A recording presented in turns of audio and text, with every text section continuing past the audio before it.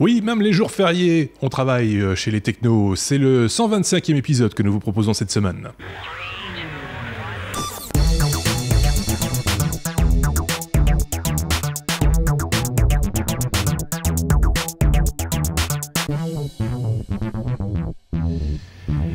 Et les courageux technos cette semaine sont de ce côté-ci Marc, salut Marc, salut. Et puis de ce côté-là, nous avons Xavier, salut Xavier. Hello. On va parler ensemble nouvelles technologies, vous le savez, comme chaque semaine, c'est notre revue de presse telle que nous, ou eux en tout cas, ont vu l'actualité technologique de la semaine. C'est ainsi que la semaine dernière, elle était fort chargée, vous en êtes rendu compte. Je pense que quelqu'un est encore en train de faire son jogging en ce moment en nous écoutant. C'était particulièrement long, mais c'est pas grave. Cette semaine sera peut-être un petit peu plus courte, on sait pas encore, on va voir. Ça dépend de ce qu'on a déniché comme info et ce que cela suscite également comme questions. Des questions, les vôtres sont les bienvenus également en commentaire de cette vidéo par exemple ou sur notre blog lestechno.be. Vous le savez, cet été, on vous propose une série de hors-série consacrée à vos questions et on essaiera d'y répondre assez rapidement d'ailleurs puisqu'on va enregistrer ça avant l'été. On va enregistrer ça au début du mois de juin pour vous les proposer, ces réponses, dans le courant du mois de juillet ou du mois d'août. Donc n'hésitez pas à poser vos questions, quelles qu'elles soient, en tout cas technologiques, on essaiera d'y répondre ou également de nous faire des suggestions de sujets à aborder. C'est très bien également. Voilà, je pense que ça, j'ai fait le tour de cette question-là. Reste le courrier des auditeurs. Oui, avant d'entamer l'abécédaire de cette semaine, on a reçu un peu de courrier, ci et là, comme par exemple sur YouTube, Cocoa qui nous a fait un petit message qui nous signalait par rapport à l'application Netflix qui nécessitait un appareil routé sous Android et qui nous disait qu'il y avait une application Magisk. Tu as eu l'occasion de tester, toi, Xavier? Tu avais réagi? Alors, j'ai pas testé, mais en fait, ce qu'il précise, c'est que si on installe l'application Magisk sur un appareil routé, on va quand même pouvoir faire tourner des applications qui n'acceptent pas le root. C'est ça. Alors, j'ai pas testé tout simplement parce que pour le moment, j'ai pas ressenti le besoin de router mon appareil. Ok. Je suis très content comme il tourne pour le moment et donc j'ai pas testé, mais effectivement, ça peut être sympa pour les personnes qui ont routé leur téléphone, simplement par exemple parce qu'ils voulaient installer un autre OS dessus, oui. Ou une version plus récente et que le fabricant ne déploie plus de version actualisée. Ben voilà, l'application Magisk, Magisk, qui va peut-être pouvoir vous aider à faire tourner les applications. Je ne sais pas si Marc connaissait cette application. Si, je connais. C'est pas une application, c'est un ensemble d'applications. Mais bon, c'est un truc à mettre dans les mains des personnes légèrement expérimentées quand même. Parce qu'il ne faut pas oublier que router un téléphone, même si ça a l'air tout simple comme ça, parce qu'effectivement, il y a pas mal d'utilitaires qui permettent de le faire en un clic. À partir du moment où, par exemple, vous foirez votre routing et que vous verrouillez votre bootloader, vous avez un risque non négligeable de briquer votre téléphone. Donc, ça peut arriver, c'est un truc à faire avec précaution. Et vous devez bien peser l'avantage ou l'inconvénient de le faire. Personnellement, moi, ça fait quelques générations que je ne route plus ou que je ne jailbreak plus mes téléphones. Donc, comme Xavier, la version stock me suffit largement. Ce qui nous amène à un autre commentaire publié également sous la vidéo de l'épisode 125, qui est toujours au même sujet, router son appareil Android, en l'occurrence là pour faire fonctionner l'application Netflix, mais ça pourrait être pour faire fonctionner d'autres choses également. Il y avait cette remarque, si celle de Caterpillar, j'ai tendance à dire Caterpillar forcément, Docteur Caterpillar, excusez-moi docteur, qui disait non, ce n'est pas du chipotage de geek d'avoir le contrôle de son appareil, parce que je me rappelle, c'est moi qui avais fait cette remarque d'ailleurs, que c'était un petit peu, voilà, c'était du chipot, c'est pas Madame Michou qui va pouvoir commencer à router son androphone. Donc voilà, donc il rajoute les éditeurs d'applications privatrices qui imposent à l'utilisateur de perdre le contrôle de leur appareil, c'est inacceptable, c'est le cas de Snapchat, des applications bancaires, etc. Il faut boycotter ces logiciels horribles avant de constater leur prolifération, nous dit-il. Bon ben voilà, c'est une opinion. Je ne sais pas si l'un d'entre vous le rejoint là-dessus, Xavier ou Marc ou Marc. Moi, je trouve ça, voilà, c'est bien de manifester un intérêt pour les logiciels qui sont libres maintenant. De là à les boycotter, moi quand si une application est bien faite et que j'en ai besoin, ben, je ne vois pas pourquoi je m'en priverais. Oui, Marc. Bon, moi je vais prendre l'approche différente. Moi, si une application me plaît, mais que j'ai des doutes sur la manière dont elle dont elle traite et elle joue avec les données que je lui confie, il y a toujours moyen d'installer un petit sniffer derrière au niveau du routeur et voir les paquets qui passent. Mais de nouveau, je le répète, et j'insiste, ce ne sont pas des méthodes de Madame Michou, de Exactement. tout le monde. Ça reste quand même du chipotage de geek, hein, on est bien d'accord. Le route en soi déjà est réservé à certaines personnes. Hein. Tout le monde n'est pas capable. Il faut voir au minimum, je serais tenté de dire la fibre technologique, la fibre informatique, hein, sans être informaticien pour autant. En tout cas, s'y intéresser de près et avoir lu, essayer de documenter et comprendre les arcanes du truc, quoi. Disons qu'il faut surtout, comme je le disais, comprendre les tenants et les aboutissants. Voilà. Parce que router son téléphone pour se la péter devant les potes en disant « Ah, moi, mon téléphone Android, il est routé », oui, ok, et ça apporte quoi? Rien, il est routé. Voilà, c'est ça. Donc c'est un peu. Là, ça, par contre, c'est du chipotage pour du chipotage, en fait. C'est de la tétrapléctomie, monsieur. D'accord. Apprends ce mot nouveau, tétrapléctomie. On va le noter quelque part. N'hésitez pas à faire un commentaire sur ce mot nouveau également si vous ne l'avez pas compris ou si vous voulez l'orthographier correctement.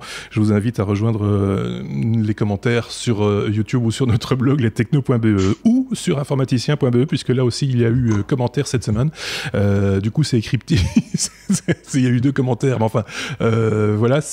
Ah oui, la série dont Marc parlait à 12 minutes du début de l'épisode 124, c'est Incorporated et non pas Corporated. C'est un commentaire qu'on nous a fait également. Et puis, il y a aussi une précision, on va dire, par rapport au MP3 qui avait été annoncé comme mort alors qu'il ne l'est pas. Hein, soyons clairs, le fichier MP3 lui-même continue à vivre de sa belle vie. Il est simplement rentré dans le domaine public. Et donc là également, je pense que c'est Bros qui fait un petit commentaire sur informaticien.be. Là, je pense qu'on a bien fait le tour des commentaires des différents auditeurs. Ceux dont on ne parle pas ici sont ceux sur lesquels on a répondu directement en ligne, parce que ça nous arrive aussi de répondre dans les commentaires. Et puis on essaiera effectivement de répondre plus souvent à vos commentaires quand ils sont comme ça précis et qu'ils sont en rapport direct avec l'épisode précédent. On ne peut pas remonter non plus très très loin, mais sinon on essaye... On ne va pas parler de la tante Ursule. Pardon ? On ne va pas parler de la tante Ursule. Effectivement, et voilà. Qu'est-ce que je voulais vous dire ? Qu'on peut attaquer peut-être notre abécédaire classique avec la lettre A comme Apple. Et c'est Xavier qui commence pour une fois pour nous parler d'Apple. Xavier, Apple n'efface pas vos notes. Pourquoi ? Il était question d'effacer les notes ? En fait, c'est pas tout à fait nouveau. C'est pas tout à fait nouveau. Si vous vous souvenez, ils s'étaient déjà fait prendre la main dans le sac. En fait, on a constaté qu'ils n'effaçaient pas les données de navigation, donc l'historique de navigation de Safari. D'accord. À l'époque, et donc il y avait moyen via iCloud de récupérer cet historique.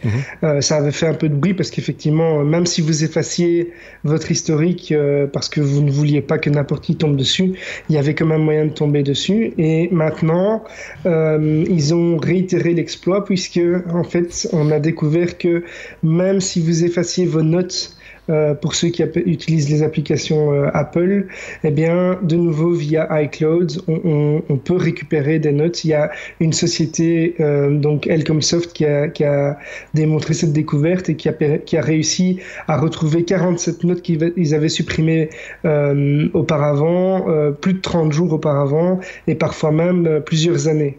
D'accord. Donc, oui. C'est des petits soucis de confidentialité qui sont un peu gênants puisque la société est quand même se dit faire attention particulièrement à la vie privée de ses utilisateurs. Voilà, ça pose des questions. Oui, et sur lesquels on n'a pas de réponse en plus, semble-t-il. Hein. Enfin, je pense qu'il n'y a pas de réponse, ou alors une réponse technique sans doute. Mais ils vont certainement déployer un patch ou quelque chose, ou réagir en tout cas rapidement. Je pense qu'ils ne pourront pas laisser ça comme ça en l'état pendant très longtemps. Le WWDC s'en vient prochainement, c'est la semaine prochaine ou la semaine d'après, j'ai plus la date en tête, c'est début juin, hein. On en parlera certainement évidemment, mais d'ici là déjà des annonces, alors qu'en général au WWDC il y a très très peu d'annonces, hein. C'est de nouveau un rendez-vous destiné aux développeurs, donc on ne s'attend pas non plus à avoir de grands rebondissements, mais Marc, malgré tout, parmi les rumeurs, on entend parler de plus en plus de bouleversements dans la gamme iPad. Oui, c'est quelque chose qui devient récurrent, effectivement, à l'approche de la grand-messe. Bon, ça reste la seule grand-messe qu'Apple s'offre chaque année, donc au-delà de l'aspect développeur, vu que c'est la Worldwide Developer Conference, au-delà de l'aspect développeur, il y a quand même toute une série de choses qui vont toucher les annonces au niveau matériel. La semaine passée, on vous a dit qu'effectivement, il y avait certaines chances que Apple renouvelle sa gamme de MacBook. Maintenant, effectivement, c'est autour de la gamme iPad que les analystes se remuent pour l'instant. Alors, sur deux choses. Premièrement, pas mal de monde s'accorde et un gros analyste coutumier des annonces Apple en particulier, qui est BGR, s'accorde à dire qu'Apple s'apprêterait à annoncer la mort de l'iPad mini. En effet, la tablette mini n'a jamais vraiment trouvé son positionnement. Elle a toujours été considérée comme une pièce rapportée dans l'écosystème iPad et les chiffres de vente en attestent. C'est quelque chose qui, malgré un gros succès commercial au moment de sa sortie, n'avait pas réussi à convaincre sur le long terme, malgré différentes itérations et malgré quand même des belles prouesses technologiques, parce que la dernière version paquait dans une tablette de 7 pouces et quelques l'équivalent d'un iPad Air 2. C'est quand même pas mal du tout. Mais donc voilà, la tablette ne serait pas mise à jour, donc il la laisserait finir sa vie de gamme sur le long terme. Je ne sais pas s'ils vont la supprimer. Voilà, c'est quelque chose qu'il faudra voir. Par contre, ce qui est certain, c'est qu'on ne s'attend pas à des annonces de remise à jour de la gamme sur ce modèle-là. D'accord. Pourtant, moi, très honnêtement, pour l'avoir observé autour de moi, des gens qui ont acheté en son temps, au moment du lancement, l'iPad mini, c'était des gens qui n'étaient pas Apple, qui n'avaient aucun device Apple, et ça a été un produit qui leur a permis de rentrer dans l'écosystème à un prix raisonnable, entre guillemets, et d'avoir quand même un iPad, même si c'est un iPad mini, mais qui les ont satisfaits très longtemps et qui maintenant pas les obligent, mais les ont incités ou les inciteront peut-être à aller vers un iPad classique. Donc en produit comment je vais dire ça, d'entrée de gamme et voilà, promotionnel ou incitatif ou je sais pas comment on pourrait nommer ça, mais un produit d'appel. Oui, produit d'appel. C'était pas complètement idiot. C'est un petit peu comme l'iPhone SE, hein, soyons clairs, ou avant ça les iPhones, les iPods, enfin certains iPods, certains modèles. Ils ont toujours eu comme ça le fait de l'abandonner, je trouve ça quand même assez bizarre, du coup. Alors, l'abandonner, peut-être pas directement, mais peut-être simplement le laisser mourir, parce que comme on va le voir dans la deuxième partie de la news, l'accent, et là je fais référence aux déclarations d'un autre analyste qui s'appelle Benjamin Geskin, qui est aussi bien connu de ceux qui suivent l'actualité iPad. Monsieur Geskin, lui, dit que Apple a décidé en fait de mettre le paquet au niveau iPad sur sa gamme Pro. Donc, ils ont tué l'iPad Air 2 en remplaçant par l'iPad tout court, qui est maintenant un iPad moyen, entre le R et le R2, un peu plus épais, mais bon, ça reste une belle machine, mais qui a vraiment une scission complète au niveau de la gamme avec la truc professionnelle, vu qu'on a l'iPad Pro 9 pouces 7, l'iPad Pro 12 pouces 9, et ici, Apple introduirait une version supplémentaire qui serait avec une diagonale de 10 pouces 5. Même si ça semble un peu difficile à comprendre au niveau du positionnement de ces différents modèles, on a vu passer pas mal de photos et de leaks de coques de cette taille-là, justement, donc qui donnerait à penser que cette tablette serait présentée imminemment.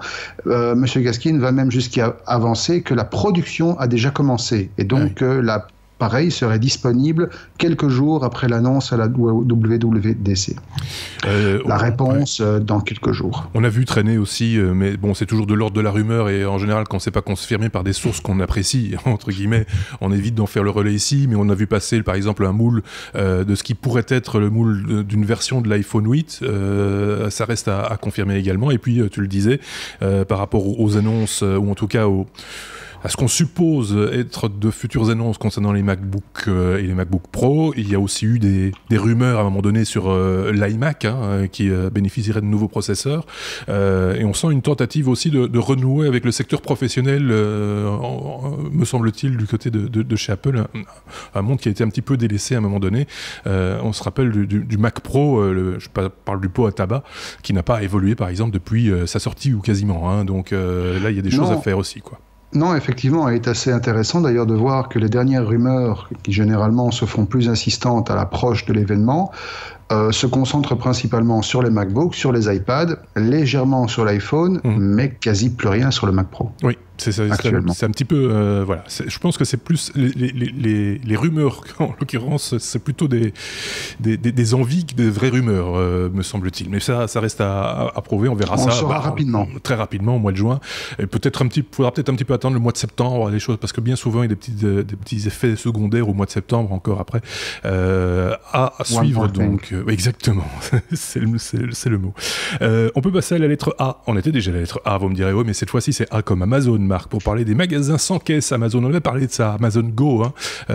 On entre dans le magasin, on prend tout ce qu'on veut dans les rayons, on ressort sans payer, ce qui n'est pas tout à fait vrai. Payé, mais il n'y a pas de caisse. C'est ça, voilà. C'est ça. Il n'y a pas d'interaction humaine. Tout est fait via la technologie que Amazon a déployée pour ce genre de choses, c'est-à-dire du Wi-Fi, du Bluetooth, du RFID, enfin toute la batterie de technologie, des caméras, toute la batterie de technologie que Amazon expérimente maintenant depuis plusieurs mois dans différents magasins qui sont situés stratégiquement aux États-Unis. Et le géant américain vient de remplir une série de demandes de marques relatives à ces magasins précisément auprès du bureau de la propriété intellectuelle britannique. D'accord. Et de son équivalent pour l'Union européenne. Donc, on peut raisonnablement s'attendre à ce que Amazon, en tout cas pas officialise, mais étende l'expérience sur le marché européen, qui n'a rien à voir avec le marché américain, on le sait en termes d'habitude de consommation. Par contre, c'est à mettre en relation avec une annonce qui avait eu lieu il y a quelques mois, après le lancement d'Amazon Go, mais alors que la chose était un peu tassée déjà, Amazon avait annoncé son intention d'ouvrir 2000 magasins dans le monde, quand même. Voilà, donc ça... sans vraiment le confirmer, mais le chiffre avait été lancé. Donc est-ce que c'est le début de la campagne de mise en place ? En tout cas, ce qui est certain, c'est que on ne va pas en voir probablement débarquer chez nous. Le marché belge est un peu trop spécifique. Si nos amis français, nos auditeurs français en voient arriver, soyez sympas, faites des photos, allez faire un tour dedans, dites-nous comment c'est. Achetez des trucs. Achetez des trucs. Voilà, voir si effectivement ça fonctionne bien. Ouais. Et puis bon, de toute façon, Amazon est une société qui expérimente beaucoup, comme tous les grands géants aujourd'hui, comme les autres GAFA, et qui n'ont absolument aucun scrupule à tuer quelque chose s'il s'avère que ce n'est pas rentable, même si le truc a vécu pendant pas mal d'années. Le marché vous dira aussi que Amazon n'a aucun scrupule tout court. Aussi. Et donc, c'est pas toujours, c'est une société qui n'est pas toujours en odeur de sainteté par rapport aux méthodes utilisées, etc. Donc, c'est à prendre avec des pincettes, évidemment, mais c'est pas demain, effectivement, enfin, en tout cas, on l'imagine qu'on aura des magasins Amazon au coin de la rue à Bruxelles où on pourra aller acheter sans passer par la caisse.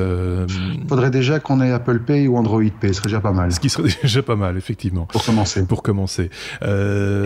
C'en est fini avec la lettre A comme Amazon, sauf si Xavier avait un truc à rajouter. Non, rien de spécial. Je veux dire, simplement les grandes chaînes de magasins, style Carrefour et les petits proxys de l'Est des centres-villes, à mon avis, doivent commencer à s'inquiéter un petit peu de voir arriver une concurrence comme celle-là, en tout cas potentiellement. Mais déjà, si c'était des enseignes, on va dire, entre guillemets, Amazon classiques avec des caissières et des choses comme ça, effectivement, ce serait ça ferait bouger les choses et ça énerverait quand même pas mal de monde, à mon avis. Enfin bon, c'est un autre business. C'est le jeu, ma pauvre Lucette. C'est bien ça, c'est Lucette maintenant. La lettre C, si vous voulez bien, c'est comme crowdfunding avec un projet Kickstarter qui a justement accroché Xavier.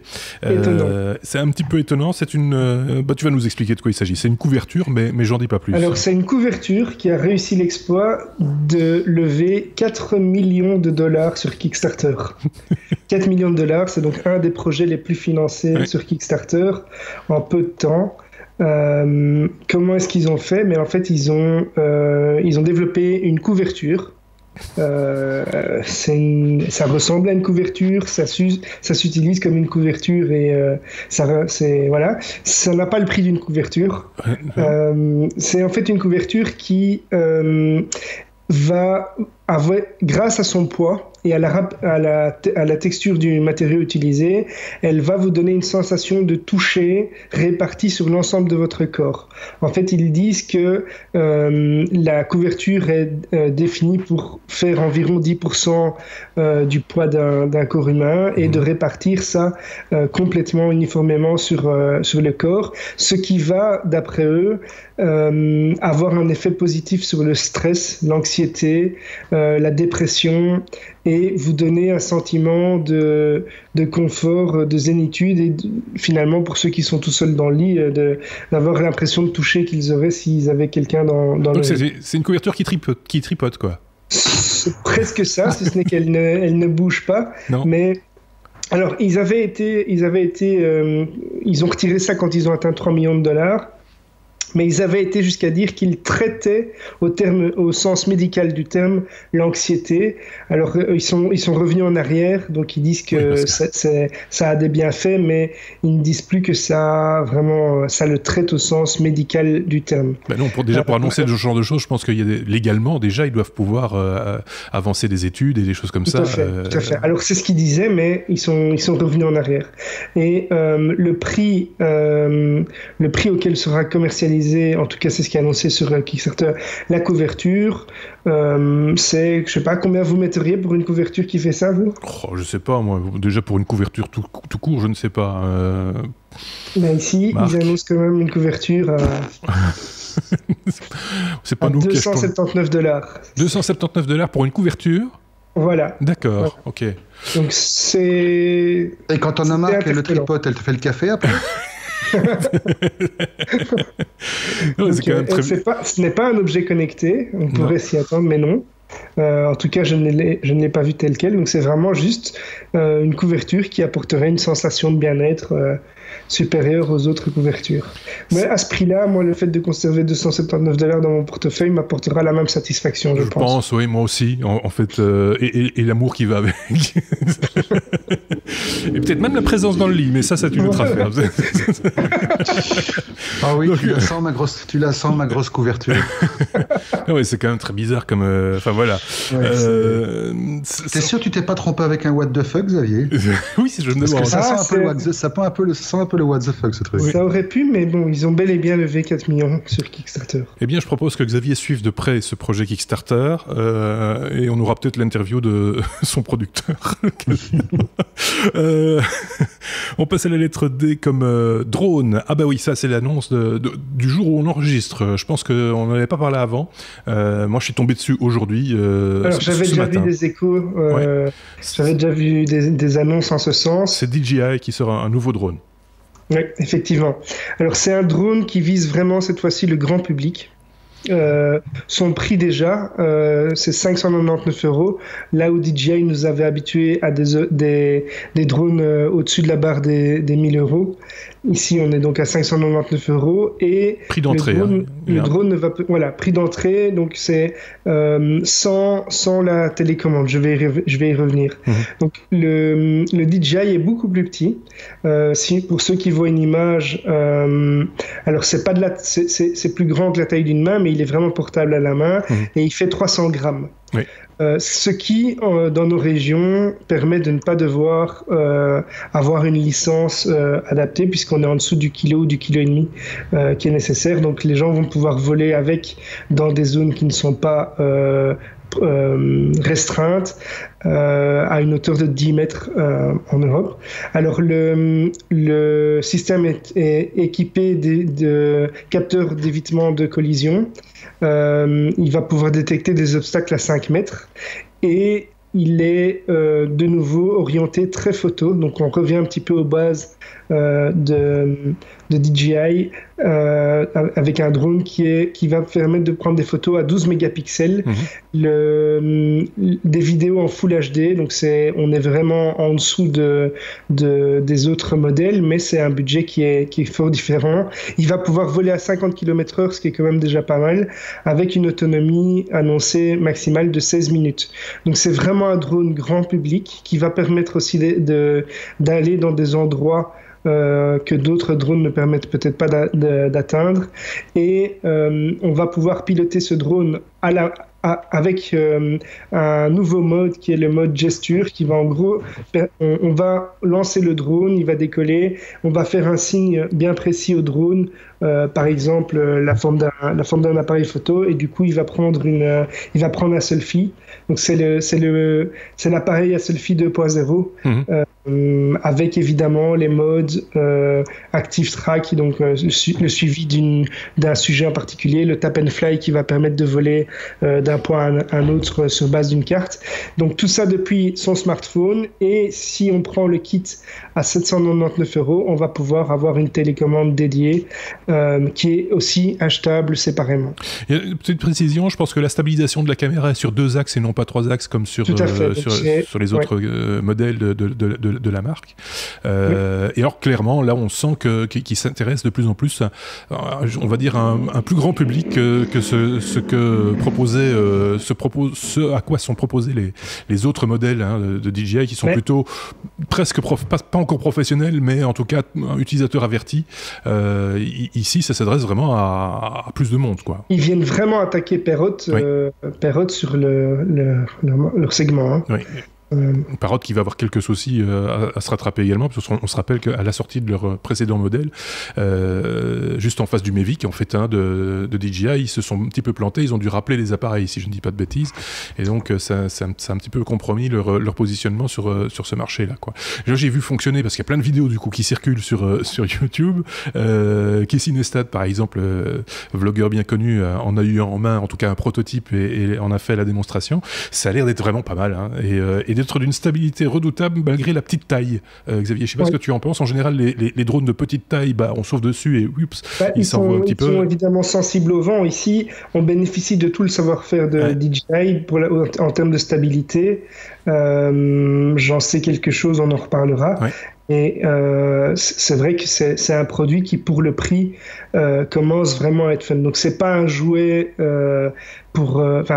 c'est déjà un jouet qui coûte un certain budget. C'est un jouet pour papa.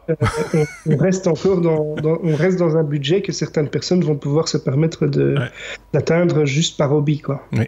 Je dis, sans rire, je vous le dis, c'est un jouet pour papa. Comme à une époque très lointaine, le train électrique est un jouet pour papa. C'est tellement simple à utiliser que, très sincèrement, un enfant de 6-7 ans, à qui on explique un petit peu, avec un peu d'entraînement, va l'utiliser aussi bien, voire mieux que vous. Oui, mais au niveau du sens des responsabilités, etc., je ne sais pas si à 6-7 ans, il aura suffisamment de maturité pour pouvoir en faire un usage correct. Tout à fait. Je ne sais pas comment ça se passe dans ce modèle-là. Il y a certainement un mode qui permet, un mode apprentissage qui limite le périmètre, l'altitude, etc. Mais bon, voilà, c'est un bel objet. On aura l'occasion, tu le disais Xavier, de reparler dans ce podcast de drone, et en particulier du grand frère, de ce nouveau drone qui, je ne sais pas si on a donné son nom, le Spark, puisque tu nous proposeras prochainement un hors-série consacré au Mavic. Donc on aura l'occasion de reparler à ce moment-là. Qu'est-ce qu'on peut faire ? On peut passer à la lettre F. F comme Facebook, marque où les règles de modération de Facebook ont été dévoilées. Accidentellement aux grandes dames du géant américain, effectivement. Alors c'est un journal qui s'appelle Le Guardian, qui est un journal britannique, qui a eu l'occasion de mener une investigation autour de la machine à modérer du plus grand réseau social du monde, et qui s'est rendu compte que non seulement tout le monde n'était pas traité à la même enseigne, ça on le savait déjà, mais que les règles en vigueur pour la modération de ce que toi, Xavier, moi, tout le monde poste sur Facebook est parfois à la limite du surréaliste. Donc, la première chose qu'on vous engage à faire, c'est d'aller lire l'article. On vous mettra le lien. Il est exhaustif. Il est un peu ardu, il est un peu long, mais il vous donne vraiment une très très belle vision de ce que Facebook peut avoir de schizophrène par certains côtés et de totalement what the fuck par d'autres. Et donc, qu'est-ce qu'il faut retenir ? Dans le système Facebook, on part d'un principe simple, seul le juge connaît la loi. Donc ça veut dire, vous ne connaissez pas la manière dont Facebook va modérer les choses, vous êtes soumis à son bon vouloir. Il y a 2 milliards d'utilisateurs aujourd'hui, donc qui dépendent d'une équipe de quelques milliers de personnes, équipe qui va être améliorée. Mark Zuckerberg a annoncé il n'y a pas longtemps qu'ils allaient ajouter 3000 personnes à cet effectif. Et avec comme premier objectif la priorité de garantir la sécurité des personnes qui sont sur Facebook. Ok, on va accepter ça comme justification, quoique. Donc, la première chose que ce leak explique, c'est que la plus grosse difficulté pour les modérateurs de Facebook consiste à savoir détecter la crédibilité d'une menace en vertu de son ton, en vertu de la réputation de la personne qui profère la menace et en vertu de la réputation de la personne qui va faire l'objet de la menace. D'accord. Donc, autrement dit, si aujourd'hui je poste sur Facebook « Ah, Donald Trump est à Bruxelles, j'irai bien faire un tour avec un fusil de sniper », je peux être sûr de voir débarquer la CIA dans les 30 secondes. Et je suis en tôle à Guantanamo pour le restant de mes jours. Ouais, pas bien. Évidemment, mon compte Facebook est atomisé. D'ailleurs, ils vont fermer la chaîne YouTube de Les Techno puisqu'ils vont analyser ce que tu viens de dire. Absolument. Par contre, si à côté de ça, je dis « Ah, il fait beau aujourd'hui, je sortirai bien mon fusil de sniper pour aller buter un roux », là, je risque rien. Ah, parce qu'un roux n'est pas quelqu'un qui est considéré comme ayant une position sociale ou politique ou économique ou religieuse ou machin, etc. Donc, voilà. Donc, autrement dit, on peut expliquer comment tuer quelqu'un, on peut insulter quelqu'un. À partir du moment que cette personne n'est pas d'intérêt public, on peut même lui souhaiter de mourir texto. Ça, c'est accepté.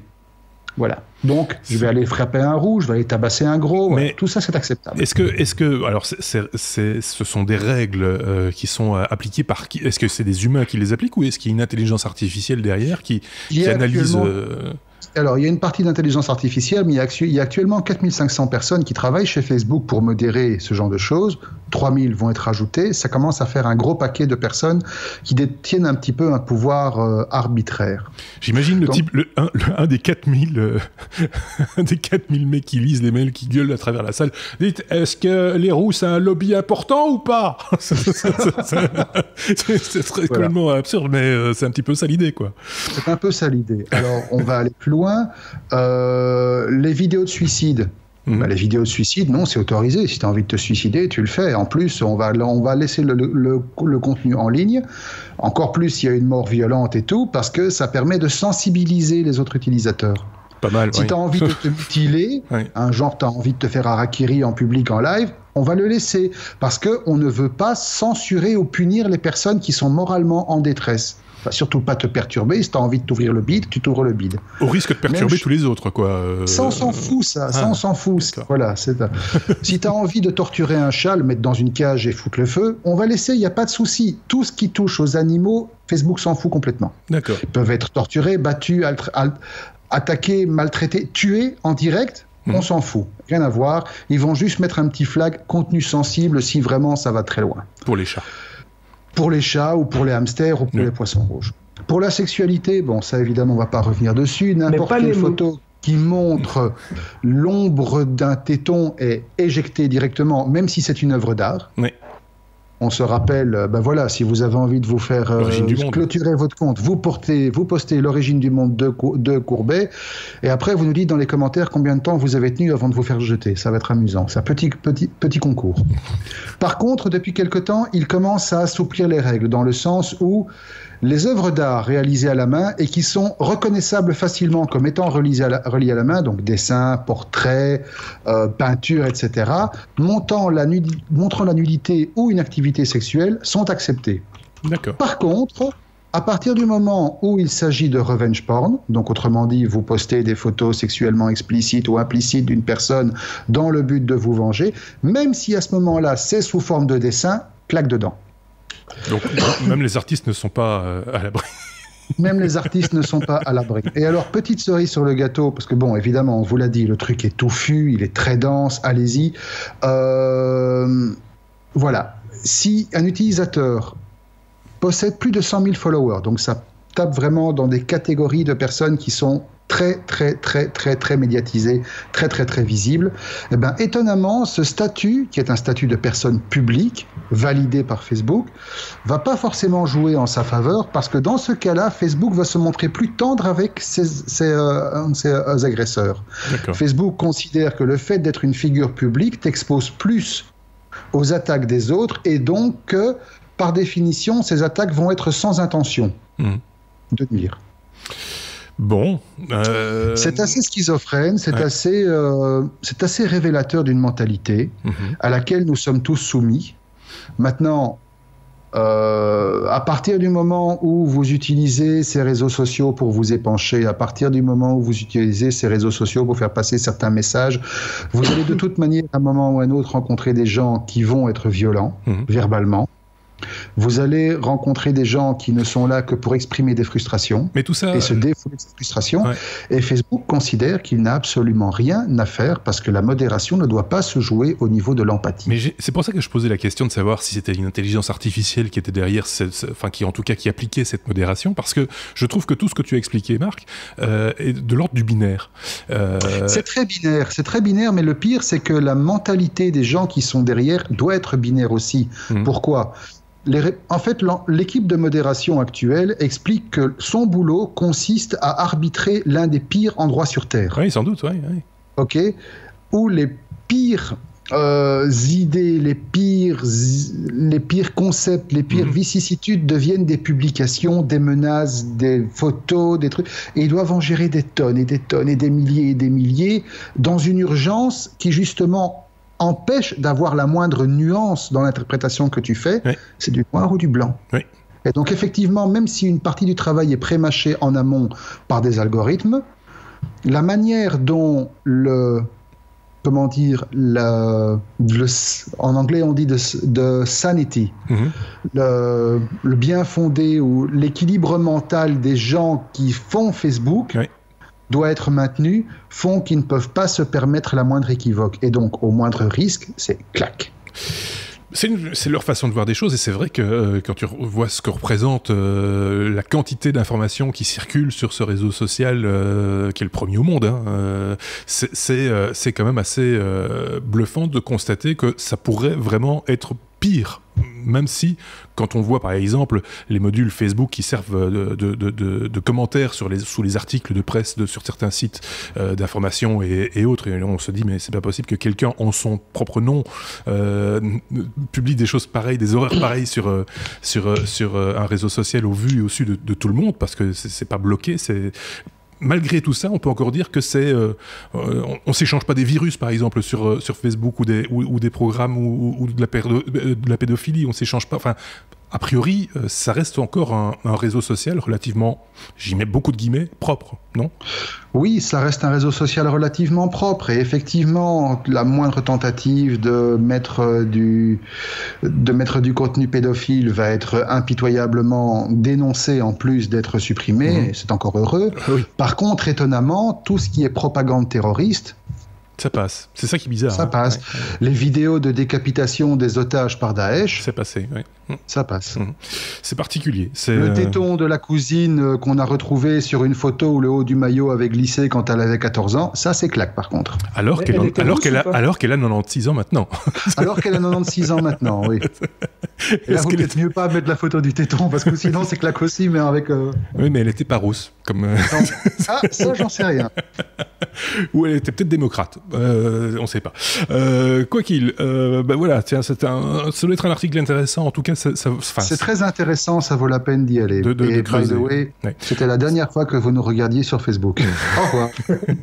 Mais ceci étant dit, puisque tu le disais, oui, les liens de ce dont on vous parle sont systématiquement documentés dans notre blog lestechno.be. Et à chaque fois, on regarde des titres des sujets dont on vous parle ici, entre parenthèses, source, vous cliquez dessus, vous arrivez sur l'article en question, ou en tout cas la source d'information qui a servi à ce dont on vous a parlé ici. Voilà.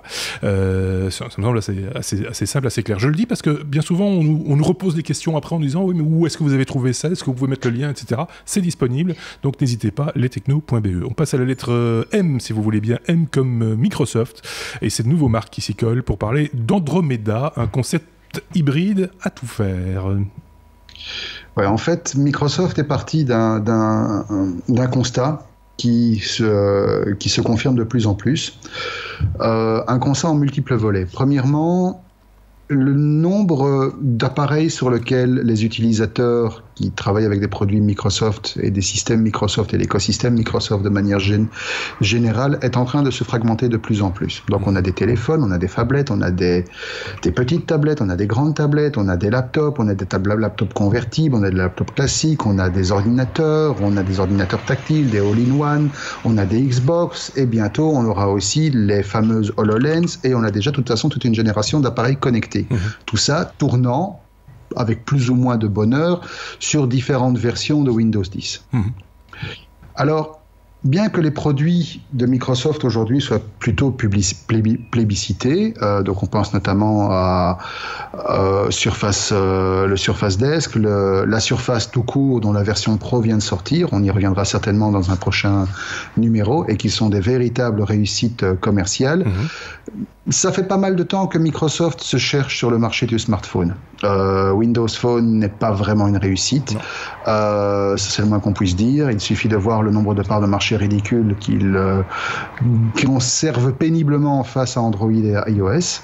Et donc, face à ça, Microsoft a commencé à travailler sur une réflexion qui s'appelle Andromeda. Et Andromeda, c'est à la fois une réponse matérielle et une réponse logicielle à cet état de fait. Alors, d'un point de vue matériel, Andromeda, ça va parler aux plus nostalgiques d'entre vous, qui, dans les années 2012-2013, se souviendront peut-être d'un concept que Microsoft avait sorti sous forme de pur proto, qui s'appelait le courrier.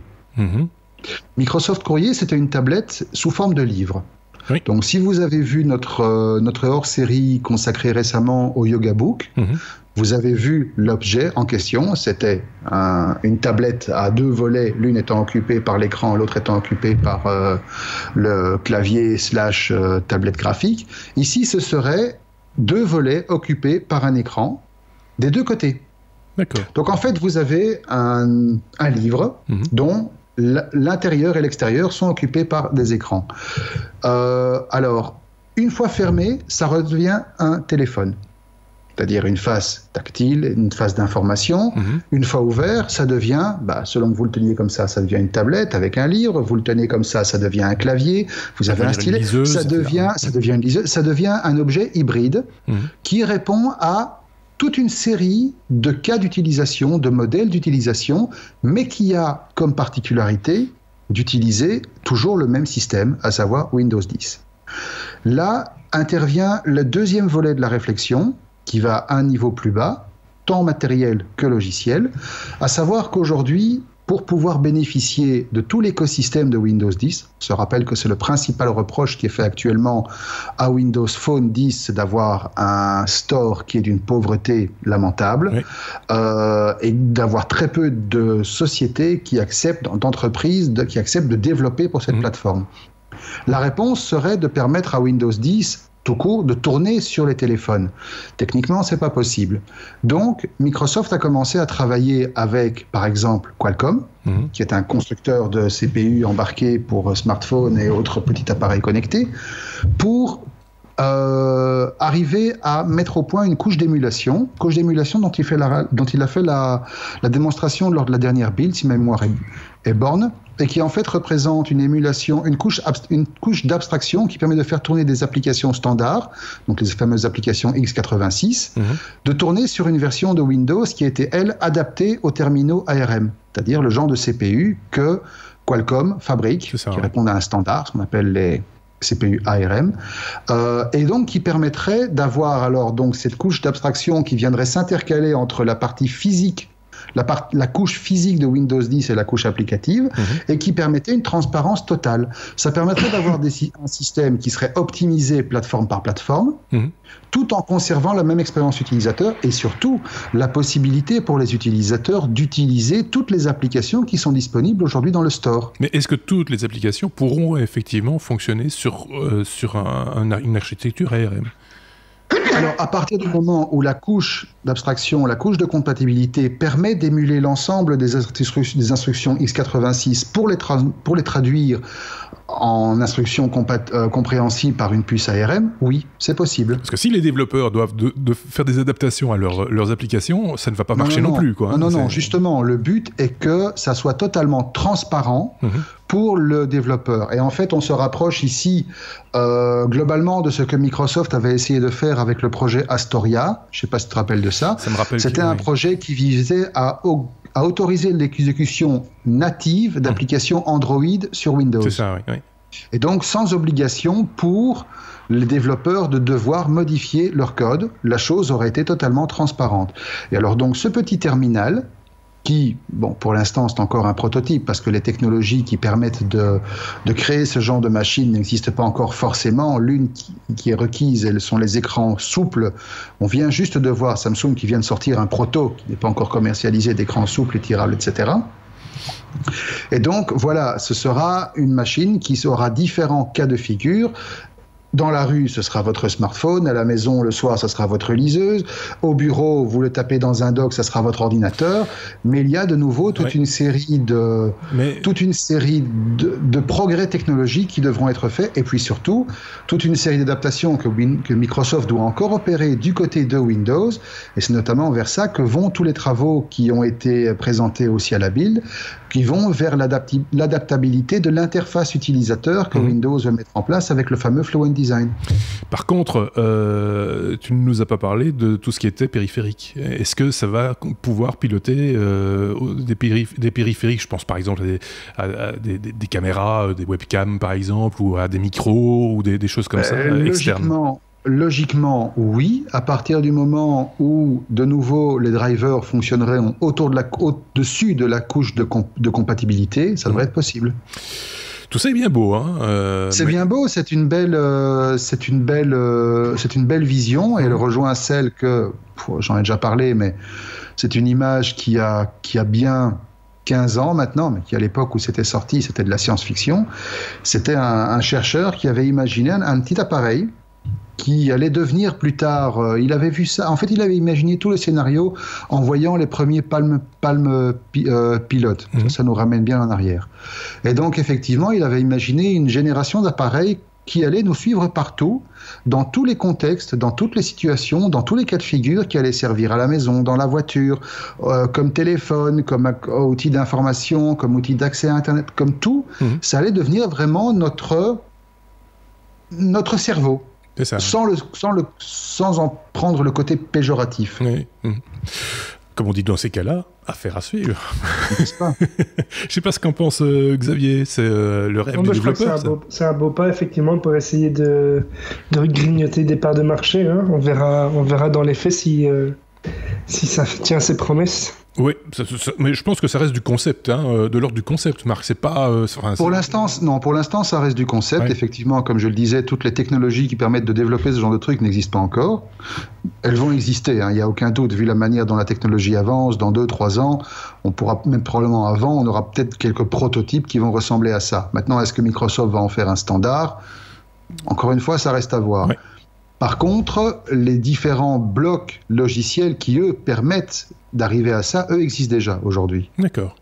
Donc il y a quand même un fond de vérité en fait. Ce n'est pas de la science-fiction, voilà, ce sera quelque chose qui sera concret si Microsoft peut déterminer que c'est la direction dans laquelle il faut aller pour rester à flot et rester au niveau de là où ils sont aujourd'hui. Oui. Parce que Microsoft tous les ans nous sort enfin pas tous les ans mais régulièrement des films de présentation avec des concepts tels qu'ils ont, souvent très très bien foutus d'ailleurs, qui laissent rêver. Moi ça me fout les poils à chaque fois, mais ça reste de l'ordre du concept, un petit peu comme quand on voit les concept cars qui sont proposés par des marques de bagnoles par exemple, à titre d'exemple, mais ça peut être aussi l'indicateur d'une tendance, hein, donc c'est pas plus mal aussi de rêver devant ça. On passe à la lettre S comme sécurité, Xavier, avec un truc, c'est tombé dans l'actu cette semaine, effectivement, c'est le scanner d'iris du Galaxy S8. Rappelons-le, hein, le Galaxy S8 a parmi ses possibilités celle de scanner votre iris.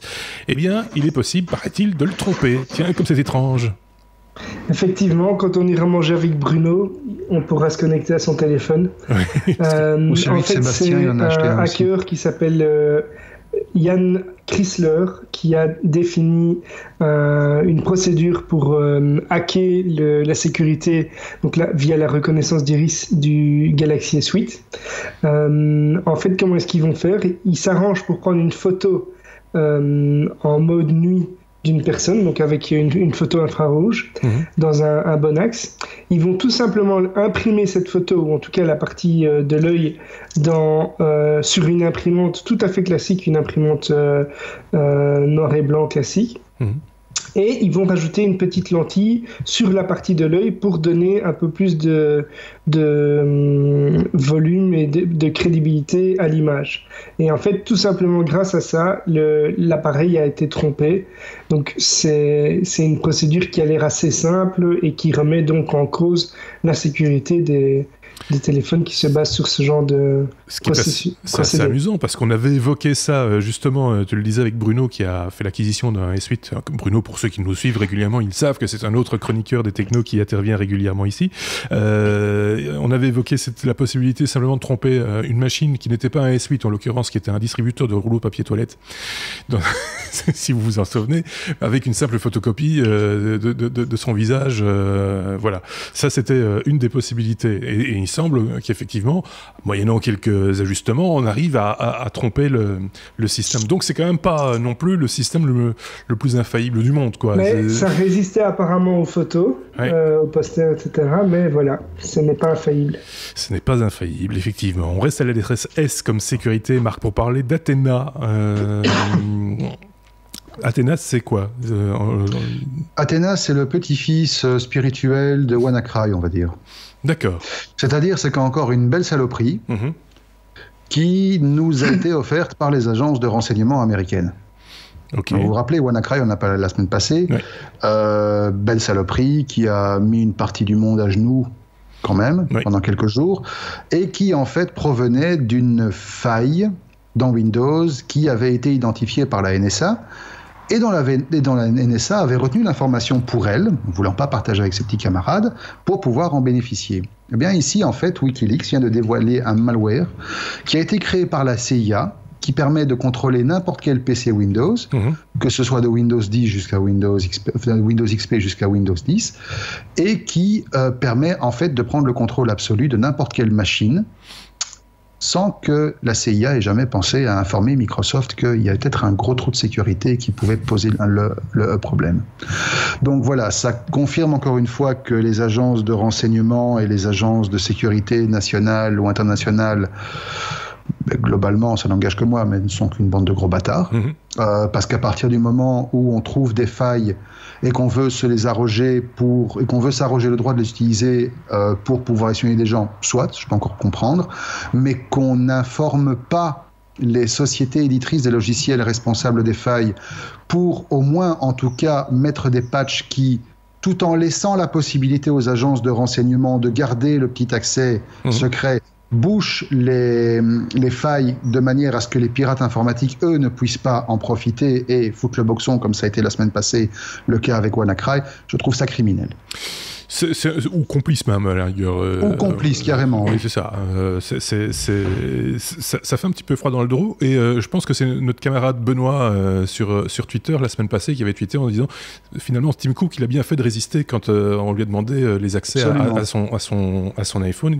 C'est tout à fait ça. Hein. En fait, c'est pourquoi leur donner des accès privilégiés à des applications quand eux-mêmes ne jouent pas le jeu.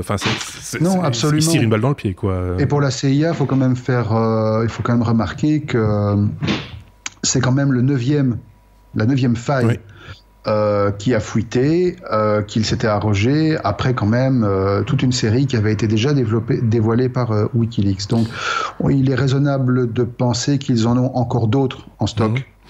Bon, après Facebook, on s'est fait quand même la CIA et la NSA, c'est pas grave, hein. Comme disait Xavier. Voilà, la NSA, on l'avait déjà grillé la fois passée. Ne t'inquiète pas, après, j'ai encore un truc, on va se faire tuer par le FBI. On peut passer, on est toujours à l'ES comme sécurité, justement, Marc, pour parler de malware, mais qui se loge vraiment dans des endroits très inattendus, comme par exemple les sous-titres dans les vidéos. C'est particulier, ça. C'est particulier. Et en fait, le problème ne vient pas vraiment des sous-titres en eux-mêmes. Le problème vient des moteurs d'interprétation de sous-titres qui sont embarqués dans les logiciels comme VLC, Kodi, Popcorn Time, après tout, pourquoi pas. C'est vrai, Et donc, en fait, c'est une faille qui aujourd'hui concerne à peu près 200 millions de personnes dans le monde, c'est-à-dire les 200 millions d'ordinateurs dans le monde, c'est-à-dire les ordinateurs qui utilisent ce genre de logiciel. Alors, on n'a pas les détails. On n'a pas les détails, on ne sait pas exactement comment ça marche. Il y a une vidéo qui tourne sur le web. Est-ce qu'elle est authentique ou pas ? On n'a pas su le déterminer. Enfin, moi, j'ai pas su le déterminer. Ça tombe simplement une mise en scène. Mais le principe est d'en fait utiliser les sous-titres pour injecter du code malicieux qui va être interprété par le moteur de reconnaissance des sous-titres dans le logiciel embarqué. Donc, Kodi, VLC, etc. Et qui va permettre à terme aux pirates aux hackers de prendre contrôle à distance de la machine et d'en faire partie d'un botnet, PC zombie, injecter un ransomware, toutes les joyeusetés qu'ils peuvent s'amuser à faire. Alors, à noter que Kodi et VLC sont les plus exposés, Popcorn Time restant encore un truc un peu underground. VLC a déjà sorti un patch. D'accord. Kodi, je n'ai pas vu passer. Honnêtement, par contre, Kodi, moi je l'utilise uniquement sur des box Android, donc je ne sais pas vraiment si ça a un impact au niveau de la faille qui peut être exploitée. Ça pourrait être un problème si tu stockes des photos. Par exemple, ça pourrait donner un accès à tes photos, je ne sais pas. Non, mais si tu as un disque USB branché à ta box. Non, mes box sont connectées en NFS uniquement. Les tiennes, je sais. Il parlait dans l'absolu. D'accord, oui. Moi, ça m'a fait penser l'ombre d'un instant au type qui avait collé un autocollant en dessous de sa plaque d'immatriculation avec un code d'injection SQL au cas où il se faisait flasher. Ça m'a fait un peu penser à ça. Mais là, par contre, c'était vraiment du fake. Mais ici, l'information semble véridique puisque VLC a bougé. T'es sûr que c'était du fake ? Moi, je suis pas sûr. J'ai pas dit que c'était du fake, j'ai dit que la vidéo n'était pas probante. Du coup de la plaque. Non, c'était du fake. C'était du fake. Ouais. Oh oui. Oui. Enfin, je pense. Non, c'était du fake, ça, je confirme. On peut rêver, mais non, on va pas commencer à se balader avec des trucs SQL sur notre cloud. Oui, c'est ça. De toute façon... Non, mais je ne sais pas, je sais qu'il avait été hacké quelquefois déjà avec les adresses IP, etc. Ouais. Quitte à se mettre quelqu'un en plus à dos, t'inquiète pas, notre gendarmerie n'est pas assez intelligente que pour utiliser des radars qui fonctionnent avec du SQL derrière. Voilà. De toute façon, comment veux-tu faire parler Je fais un petit coucou à Nicolas, qui est en train de prendre des photos sur la route. Comment voulez-vous que Windows 3.1 parle avec le reste du monde Qui a besoin de MS-DOS 6.1 On est à la lettre S comme sécurité, maintenant on est à la lettre S comme start-up, si vous voulez bien, pour parler d'un projet qui nous plaisait bien et dont on avait parlé très très tôt dans un podcast précédent, d'ailleurs Marc s'en souvient certainement. Il s'agit de Check10, Xavier. C'était plus qu'un projet, je pense. Oui. C'est donc une start-up créée par... Ce que je veux dire, c'est que quand on en a parlé, ce n'était qu'un projet. C'est ce que je voulais dire. Mais donc, c'est une start-up créée par Frédéric Delafaille, qui était déjà à l'origine de l'application Frontback, qui avait fait un tabac, si vous vous souvenez, qui permettait de prendre une photo de face et de ce qu'on voit. Frontback qui est venu après Check10 d'ailleurs. Pardon ? Frontback qui est venu après Check10. Ils avaient déjà lancé Check10 Et donc, en fait, c'est un site qui permettait de créer une page web, en fait, pour faire une annonce de la manière la plus simple qui soit, qui a connu quand même son petit succès depuis 2012 et qui, malheureusement, suite à la revente de certaines parties de Check10 Corporation, subit la décision des fondateurs d'interrompre le service et de revendre tout, mais d'effacer tout le contenu des serveurs. Alors les membres vont quand même pouvoir, s'il y a du contenu qu'ils veulent récupérer, se connecter sur leur page et enregistrer les pages qu'ils ont créées, sans doute au format HTML. Je n'ai pas testé. C'était du microblogging. C'est un peu dommage. Ouais. C'est un acteur de l'environnement belge des startups belges qui disparaît avec un projet qui avait quand même son petit succès. Oui, enfin belge, plus vraiment belge. Non. C'était sur les fonds américains, donc c'était vraiment. Enfin voilà, c'était un Belge qui était à la tête du projet, de l'idée en tout cas, et c'est ça qui nous plaisait bien. On en avait parlé à l'époque avec Frédéric Delafaye justement, qui était tout content de pouvoir aller s'installer pour un temps en tout cas à New York et non pas en Californie, parce qu'il n'aime pas tellement la Californie, paraît-il. Voilà, on le salue, on les salue tous d'ailleurs au passage. Checkd, c'est une chouette idée. C'était le principe, c'était un peu du microblogging. C'était l'idée de pouvoir éditer une page, avoir une présence en ligne, même si on n'avait pas de site soi-même, de pouvoir publier une page assez facilement, rapidement, avec ça remplace le poster qu'on allait mettre dans le supermarché du coin. Par exemple, oui. Dans les unifs, etc. Ouais. Si vous aviez un appartement à louer, par exemple, des trucs à vendre, c'était l'idée, c'était de pouvoir créer une page facilement avec une adresse qui pouvait se partager facilement. Bref, voilà, fin de l'histoire, c'est bien dommage, mais c'est comme ça. On passe à la lettre W, pas encore à la lettre W dont on parle souvent en fin de numéro, mais la lettre W comme Wikileaks, Marc, pour parler de la justice suédoise qui abandonne les charges contre Julian Assange. Ouais, c'est quand même quelque chose qu'il faut marquer d'une pierre blanche, parce que Julian Assange, on sait que ça fait maintenant quasi 7 ans, c'est ça ? Oui. 7 ans, oui. 7 ans. Qu'il est détenu volontaire à l'ambassade d'Équateur à Londres. C'est son lieu de résidence, il est coincé là. Pourquoi ? Parce que, outre le fait que la justice américaine veut lui mettre la main dessus, et donc il est sous le coup d'une menace d'extradition, il s'était pris en plus un procès pour accusation de viol en Suède, auquel on n'a jamais vraiment cru, mais bon, soit. Toujours est-il que la Suède a décidé d'abandonner les charges, tout simplement parce que, 7 ans après, toutes les possibilités pour faire avancer l'enquête au niveau de la justice suédoise ont été épuisées. C'est une déclaration de la procureure qui menait l'affaire. Et elle a décidé donc de classer sans suite la procédure d'enquête, parce que celle-ci, trop longue, trop sinueuse, n'a apporté aucun élément probant, n'a apporté aucune preuve tangible que Assange était coupable de ce dont on lui reprochait, même si la présumée victime a annoncé son intention de continuer l'accusation, etc., etc. Mais toujours est-il que Assange, au niveau de l'accusation de viol, il est tout à fait débarrassé de ça. Il s'est toujours dit innocent. Par contre, la menace américaine qui était consécutive, elle reste d'actualité, une menace active, qui était consécutive à la sortie par Wikileaks de toute une série de secrets militaires qui dénonçaient notamment les agissements de l'armée américaine en Afghanistan, en Iran, en Irak, etc. Donc partout où ils ont été apportés la liberté et copyright. Comme ça on s'est mis à l'armée américaine aussi, tant qu'à faire. Ceci dit, aux États-Unis aussi, le donneur d'alerte, qui a d'ailleurs entre-temps changé de sexe, oui, Chelsea Manning est sorti, effectivement. Il est sorti, mais il est sorti parce qu'Obama avait commué sa détention, il lui avait accordé sa grâce juste avant de passer le relais à Trump. Trump avait déclaré d'entrée de jeu que le rapatriement et l'extradition de Assange restait une priorité absolue. Oui. Ceci dit, ce qui faisait dire à tout le monde que cette histoire de viol, c'était un petit peu... ça risquait de ne pas être vrai, c'est parce qu'il y a des accords d'extradition entre la Grande-Bretagne et la Suède, qui faisait qu'automatiquement il aurait été extradé vers la Suède, et que la Suède avait dit d'office, si les États-Unis nous le réclament, on l'envoie aux États-Unis. Donc c'était un petit peu par voie de ricochet qu'il était un petit peu coincé. Là, il est coincé tout court, mais... il est coincé tout court, mais de manière moins dramatique, parce que maintenant, les choses vont se jouer au niveau légal. Oui, il suffirait que les États-Unis disent non, on n'a plus besoin de lui, on s'en fout. Il peut sortir. Alors, j'irai pas jusque-là, mais disons, les choses pourraient se jouer au niveau légal, parce que sous certaines conditions, les avocats d'Assange pourraient invoquer le 5e amendement. On ne sait pas trop comment ils vont se débrouiller, mais ils ont évoqué la possibilité de déposer un argumentaire qui pourrait mener à la libération de leur, à la relaxe de leurs clients, en tout cas pour les accusations que la justice américaine porte contre lui.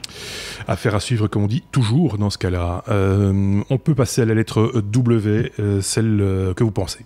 C'est-à-dire celle qui nous permet de terminer cet épisode 125 avec une info qui nous est parvenue d'ailleurs par par un de nos auditeurs, Xavier. Effectivement, merci à Antoine Libot, qui est un des followers. Qui m'envoie cette news qui nous envoie cette news un petit peu anodine, qui n'est pas anodine, pardon. C'est la société Nokia qui avait produit 17 millions de Nokia 3310. En fait, on se rend compte que sur le marché indien, des études ont démontré que ces téléphones sont encore très fort utilisés. Donc, malgré l'âge du téléphone... L'original du 3310, pas la l'original, oui, tout à fait. Donc, le téléphone original du 3310 est encore très utilisé. Alors, il y a des études qui ont été faites sur ce marché pour comprendre pourquoi. Et en fait, on s'est rendu compte qu'en Inde, les femmes n'ayant pas facilement accès à des jouets sexuels utilisent en fait le Nokia 3310 qui avait un vibreur qui était vraiment très puissant. Excellente qualité de vibreur. Comme vibromasseur. Donc en fait, il a un succès phénoménal encore malgré son âge auprès des femmes indiennes parce que elles y trouvent un intérêt qui n'est pas celui d'origine. Il faudrait corréler ça avec l'opérateur téléphonique qui doit voir par contre le nombre de fois que les gens téléphonent et que personne ne décroche. Ça devrait être intéressant aussi. Tu vois, c'est bizarre ces gens. En fait, pour souvenir, pour Memo, ce téléphone avait une alarme qui sonnait et qui vibrait de plus en plus. Oui, ça allait crescendo. Enfin, il y avait en tout cas une possibilité qui usait d'ailleurs assez bien la batterie, si je me rappelle bien. Ça augmentait crescendo le volume et la vibration, et c'est vrai que ça vibrait vraiment très très bien. On atteignait déjà un bon niveau sur l'échelle de Richter. C'est ça. Voilà, mais merci Antoine pour cette fake news. Il l'a tweeté lui-même, il a dit ça, ce serait un bon what the fuck pour les technos, et on n'est pas passé à côté, effectivement. Merci beaucoup. Si vous aussi vous avez des informations comme ça, qu'elles soient cocasses, originales, technologiques, toujours évidemment, on essaiera de les placer également en what the fuck en fin d'épisode des technos. C'est le 125e épisode que nous clôturons aujourd'hui, là, maintenant. Il y en aura d'autres, évidemment. Des hors-séries s'en viennent aussi.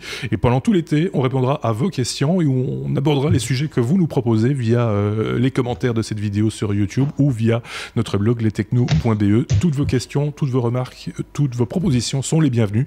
On essaiera d'en tenir compte. On ne peut pas tenir compte de tout, évidemment. Ne vous offusquez pas si on ne parle pas de vous spécifiquement, s'il vous plaît. Merci Xavier d'avoir éteint l'oreille. Donc n'hésitez pas, allez-y, et nous on en fera des hors-séries pendant tout l'été entre juillet et août. Merci évidemment à Marc. Salut Marc. On a droit aux motos, les Harley Davidson, les mobylettes, les petits oiseaux aussi, en direct de Wemel, près de Bruxelles. C'est du podcast. Voilà, comme ça maintenant, tu sais, la CIA, le FBI, la gendarmerie, tout le monde sait où j'habite. C'est ça, exactement. Ding dong. À 700 mètres du ring. Et puis, plus loin quand même. Xavier, près du Lyon-Waterloo. Alors Marc dit ça, mais il a un hélicoptère qui est en train de tourner au-dessus de chez lui depuis le début de l'après-midi. Je ne sais pas ce qu'ils veulent. On est un petit peu à Bruxelles est un peu en état de siège pour l'instant. Regardez l'actualité si vous voulez savoir pourquoi. Ça me semble assez logique en même temps. Merci beaucoup de nous avoir suivis. À très bientôt. Au revoir.